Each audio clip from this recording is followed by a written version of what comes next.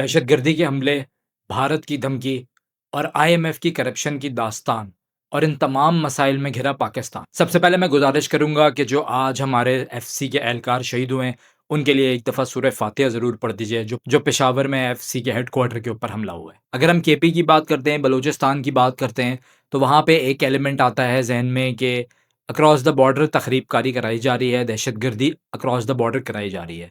अफ़गानिस्तान के साथ हम ऑलरेडी हालत जंग में हैं।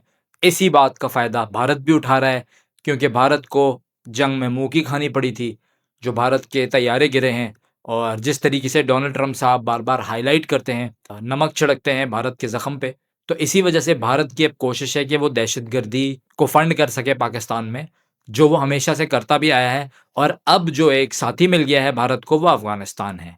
क्योंकि जितने भी दहशतगर्दी के हमले हो रहे हैं, ये हो अफ़गानिस्तान से ही रहे हैं और इनकी पूरी इन्वेस्टिगेशंस में पता चलता है कि वहीं के अवामिल शामिल हैं इसके अंदर। तो अब इस सब का असर क्या पड़ रहा है पाकिस्तान में? कोई इन्वेस्टर आने को तैयार नहीं। जो यहाँ पर अभी कंपनीज काम कर रही हैं, वो भी ये सोच रही हैं कि उनको मौका मिले और वो पाकिस्तान से एग्जिट लें। यही हाल एक आम इंसान का भी हो चुका है। वो भी इसी चक्कर में है कि किसी तरीके से पाकिस्तान से बाहर निकल जाऊं। नज़दीक के अदम एतमाद इस कदर बढ़ गया है स्टेट पर कि कोई यकीन करने को तैयार ही नहीं है कि आगे आने वाले जो हालात हैं वो बेहतर होंगे। लोग समझ रहे हैं जो अभी हालात हैं वो बेहतर हैं, आने वाले मजीद मुश्किल हैं। और होता भी ऐसे ही जा रहा है। अगर आप इन्फ्लेशन देख लें, वो पाकिस्तान के अंदर बेइंतहा बढ़ रहा है। अच्छा, जो अक्रॉस द बॉर्डर टेररिज्म होता है, चलें उसको तो हम कह सकते हैं कि यार इसको कंट्रोल करना थोड़ा मुश्किल है, क्योंकि अगर कोई सुसाइड अटैक होता है तो आप एक खुदकश को कैसे रोकोगे? ठीक है, वो तो आया अपनी जान लेने हैं। जो अभी यहाँ पर पेशावर में जो अटैक हुआ है सुबह, उसके अंदर उस बंदे ने फाड़ लिया अपने आप को गेट पर। तो उसको तो रोकना आप समझ लें नामुमकिन है। पहले अगर आप उसको क्या पकड़ लेते हैं कहीं पर, ठीक है, इन्फॉर्मेशन बेसिस पे, तो एक अलग बात है। वरना अगर वो आ गया मरने के लिए तो वो फिर एक कहानी अलग है। लेकिन वो वाक़यात जो शहरों में हो रहे हैं, अगर आपने पिछले 1 हफ्ते की खबरें सुनी हो, तो आपको कराची के हवाले से खबरें आएँगी कि शोरूम मालिकान को गोली भेजी गई है, भत्ते की पर्ची दी गई है। इसी तरीके से कुछ और कारोबारी हज़रात हैं जिनको भत्ते की पर्चियाँ दी गई हैं। अब ये वो चीज़ें हैं जो कि आपके मुल्क के अंदर से हो रही हैं, ठीक है? इनमें वो अवामिल शामिल हैं जो मुल्क के, शहर के लोकल लोग हैं। यही चीज़ें आपको पंजाब में भी सुनने को मिलेंगी। अब मैं ये इस वक़्त बात नहीं करूँगा कि कहाँ ज़्यादा है, कहाँ कम है, लेकिन पाकिस्तान के बड़े शहरों में आपको इस तरीके की खबरें सुनने को मिलेंगी। इनको कब कंट्रोल किया जाएगा? ये चीज़ें भी जो इन्वेस्टर है उसका कॉन्फिडेंस शेक करती हैं। कोई भी बंदा सोचे अगर कि वो क्यों कमाता है? अगर मैं आप लोगों से सवाल करूँ, आप लोग क्यों कमाते हैं? कमेंट में मुझे बताइएगा ज़रूर। फैमिली को अच्छा लाइफ़स्टाइल दे सकें, घर अच्छा और कर लें, गाड़ी अच्छी ले लें, बीवी-बच्चे या अगर आपके रिश्तेदार जिनकी आप मदद कर सकते हैं, उनकी हेल्प कर दें। लेकिन अगर आप पैसा कमा रहे हों और आप कल एक गाड़ी खरीदें और उसके बाद आपको भत्ते की पर्ची आ जाए, क्या आप ऐसी जगह रहना चाहेंगे? आप अगर घर बेहतर ले लें और आपका बच्चा स्कूल जा रहा है, उसके साथ खुदा ना खास्ता कोई हादसा हो जाए, तो आप क्या मतलब मेंटली फ्री होके काम कर सकते हैं ऐसे एनवायरनमेंट में? या आप सारा वक़्त इन्हीं चीज़ों में घिरे रहेंगे? पानी हमने खरीद के पीना होता है, गैस के हमने सिलेंडर रखने होते हैं, कभी पानी नहीं आता तो टैंकर भी खरीद के डलवाना पड़ता है, नहाने के लिए पानी नहीं चाहिए होता भाई। बिजली के लिए कभी यूपीएस था, कभी सोलर है, कभी जनरेटर है, सारा मिक्स एंड मैच चल रहा है। तो जब तक ज़हन इन चीज़ों से बाहर ही नहीं निकलेगा, वो क्या प्रोडक्टिविटी करेगा, क्या चीज़ आप प्रोड्यूस करोगे? कौन से कौन से मैदान में जाके आप मार्का मारोगे? तो ये कुछ ऐसी चीज़ें हैं जिन पे अब स्टेट को गौर करने की ज़रूरत है। अच्छा, सूबों की बड़ी बात हो रही है कि जी ये सूबे बनेंगे, सूबे नहीं बनेंगे। भाई वो सूबे भी आईएमएफ बनवा देगा।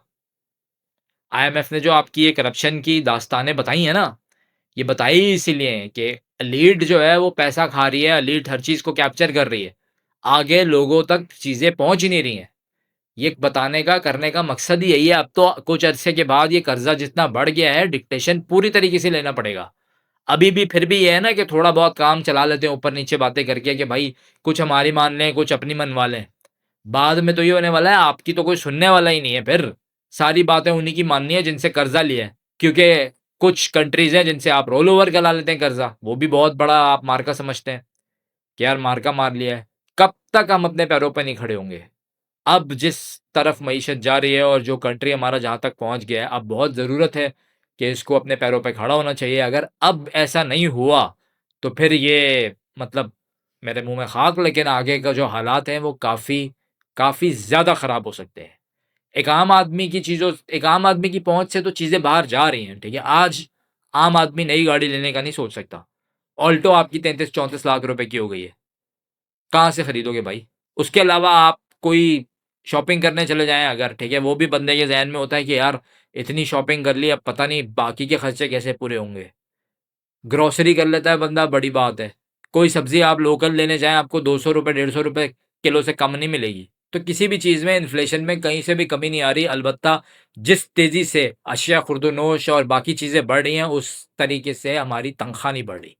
जॉब्स के हालात पाकिस्तान के अंदर सबको पता है क्या है। बड़ी-बड़ी कंपनीज़ जो हैं वो जा रही हैं, कुछ कंपनीज़ अपने शेयर्स बेच रही हैं। उसके बाद वो लोग जो वहाँ काम करते हैं, उनकी नौकरियों का क्या होगा? अगर यहाँ पर लोग कुछ कमा लेते हैं, तो वो आप समझें फ्रीलांसिंग करके या अपने तईं आप, अपनी मदद आप। जैसे अपना पानी खुद ले खरीद के पीना है, अपनी गैस का सिलेंडर खुद लाना है, और अगर नहाने का पानी ना हो तो टैंकर खुद खरीद के लाके डलवाना है। स्टेट की ज़िम्मेदारी नहीं है। बिजली सोलर से बिजली बनाओ अपने लिए, यूपीएस लगाओ, जनरेटर चलाओ, जो करो अपने आप को खुद सँभालो, ठीक है? अगर बिजली नहीं आ रही 4-4 8-8 घंटे 10-10 घंटे नहीं आ रही, कोई सुनने वाला नहीं है। तो ये चीज़ें जब तक ठीक नहीं होंगी, जब तक स्टेट इनके ऊपर काम नहीं करेगी, अक्रॉस द बॉर्डर जो दहशतगर्दी चल रही है उसके साथ हम लड़ रहे हैं, मानते हैं, ठीक है? इदारे पूरी तरीके से एंगेज हैं, बिल्कुल इदारे बहुत अच्छे तरीके से काम कर रहे हैं, हर चीज़ हम मानते हैं। लेकिन ये जो लोकल काम हो रहे हैं ना, ये तखरीबकारियाँ, करप्शन और भत्ते की पर्चियाँ, इन चीज़ों को कम से कम रोका जा सकता है और जल्दी रोका जा सकता है। तो अगर यहाँ से भी कंट्रोल करना शुरू किया जाए, बिजली की कीमतें, टैक्स पॉलिसीज़, इन तमाम चीज़ों को रिवाइज़ करने की बहुत ज़रूरत है, ताकि कल को आपके पास छोटी स्मॉल इंडस्ट्रीज़ लग सकें, लोग अपनी मईशत का पहिया चला सकें। पाकिस्तान का पहिया तभी आगे बढ़ेगा जब पाकिस्तान की मईशत बेहतर होगी। बहुत सारी चीज़ों में आपको तब्दीली नज़र आएगी। वो तब्दीली नहीं भाई, असली सही तब्दीली। और मैं लोगों से भी एक गुज़ारिश करूँगा कि शख्सियत पसंदी को छोड़ दें। कोई भी बंदा काम कर रहा हो उसको सराहें, उसमें कोई भी हो। इंसान की शक्ल प्यारी नहीं होती, इंसान का काम प्यारा होता है। तो ये कुछ ऐसे फैक्टर्स हैं जिनको ठीक किए बगैर पाकिस्तान आगे नहीं चल सकता। जिसके अंदर नंबर 1 पे आपकी इकोनॉमी है, उसको ठीक किए बगैर आगे नहीं जा सकते। लॉ एंड ऑर्डर सिचुएशन है। कम से कम लोकल बेसिस पे बड़े शहरों पे तो यकीनी बनाएँ कि यहाँ मसले मसाइल नहीं होंगे, ताकि कम से कम जो लोग शहरों में काम करना चाह रहे हैं, वो खुले दिल के साथ और बगैर डरे काम कर सकें। उम्मीद करता हूँ आपको ये व्लॉग इन्फॉर्मेटिव लगेगा, और अगर कोई भी आला हुक्काम में से ये व्लॉग देखे, किसी की नज़र से गुज़रे, तो प्लीज़ जो पॉइंट्स मैंने इस पे डिस्कस किए, इनके बारे में ज़रूर सोचिएगा और इनको बेहतर करने की कोशिश ज़रूर कीजिएगा। अगर मेरा काम पसंद आया, चैनल को सब्सक्राइब कर दीजिए, वीडियो को लाइक कर दीजिएगा। लाइक से ज़रा हमारी रीच बढ़ जाती है। अल्लाह पाकिस्तान का हामी नासिर रहे।